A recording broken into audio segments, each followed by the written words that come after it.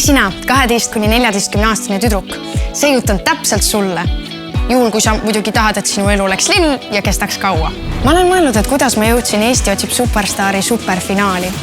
See on midagi palju rohkemat kui lihtsalt väga-väga suur soov ja palju proove. See on nagu mosaiik, mis koosneb paljudest otsustest.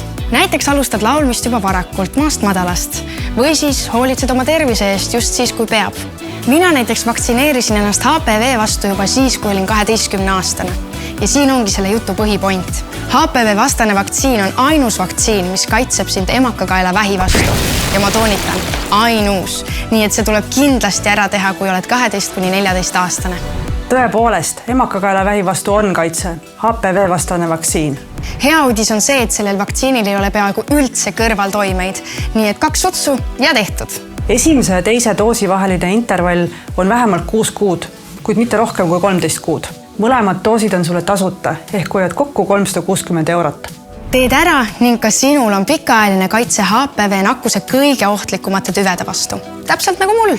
Nii et adjöö emakakaelavähk ning tere tulemast elu, mida just sina tahad. Vaata kohe hpv.vaktsineeri.ee ja kaitsend vähi vastu.